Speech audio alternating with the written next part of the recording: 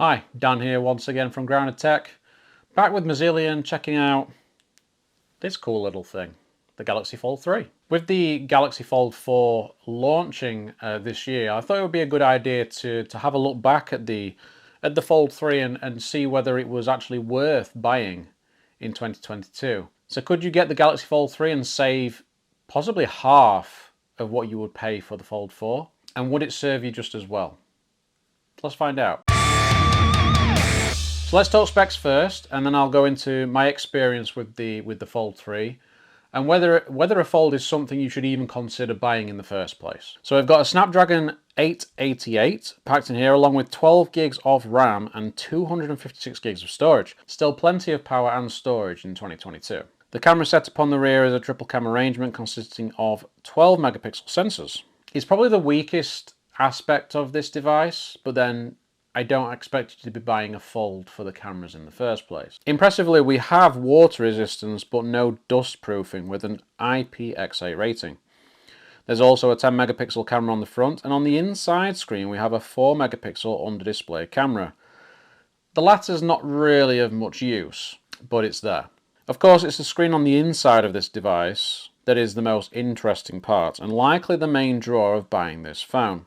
It's a 7.6-inch 2K 120Hz HDR OLED folding display, and it looks absolutely gorgeous. The outer screen is a 25:9 1080p 120Hz OLED. It's nice enough, but it's super narrow. This is all rounded off with a 44 mAh battery and 25-watt fast charging. So overall, we've got really solid specs, and there's nothing really worrying long term to think about there. It's going to last you a good few years if you do decide to get one. First up though, I am going to say as an initial statement that this is not an ideal device for somebody that's going to be using it as their only phone. For me, it's more of a secondary handset, something that you would use at home, and I'm going to give you those reasons right now. So first up is the outer screen. It is way too narrow. Typing on it and viewing pretty much anything is a poor experience, and this kind of forces you to use the inner screen. But the problem there is that that's not always the most suitable thing to be doing or having to do, because if you're using that inner screen, if you're typing, you're going to have to use both hands. Yeah, it's just not an ideal solution, because obviously once it's opened up, it's like using a little tablet. Also, if you want to use the phone for multitasking, I do find this a little bit of an issue. One UI now makes it very easy on the Fold to use split screen and have multiple apps running at the same time, but as you can see here, the problem that you have is that there's not actually that much space for those apps. So if you're wanting to run something side by side, it's still got that very same, if you split it down the middle, the very same aspect ratio as you're going to have on the outside screen. So it doesn't make it very practical. Then there's the issues with scaling on that inner screen as well. So for instance, when I play something like Pokemon Go, the UI elements don't quite fit on the screen properly, and this is apparently an issue that happens with many games on the Fold, and it's obviously going to be something that's on app developers to optimize, but it does make some games pretty difficult to play, like Pokemon Go, or if you're playing other games, some of them will just be sort of letterboxed and you won't use the full screen. And then there's the cameras. Now, these are, let's just say it, they are mid-range at best. It's something you would compare more so to something like the Galaxy A53 or the A33. You get super saturated colors, and that's completely different to what you'll get on something like the Galaxy S22 series or even the current Galaxy Fold 4. Video quality is still fairly decent, and you'd be perfectly happy with it. You've got 4K 60 there on the main sensor, so I don't think people would have an issue with video quality on this phone. But overall, I kind of feel like the cameras aren't something you're going to want to use very much on this anyway. Build quality is really, really nice. It does, however, feel quite bulky and very heavy.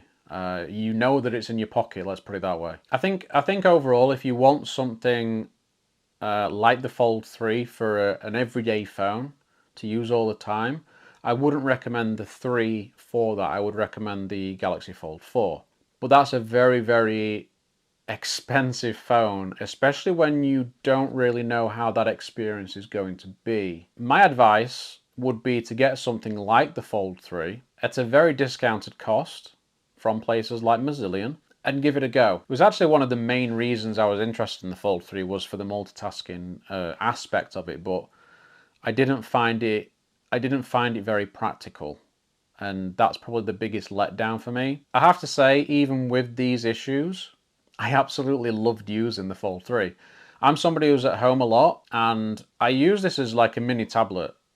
I'd quite often just open it up and use it for browsing Twitter, watching YouTube videos, etc. And the speakers on it are absolutely fab as well. It was almost like a different experience using it on Twitter, to be honest, and everything was really, really smooth. Nice haptics as well.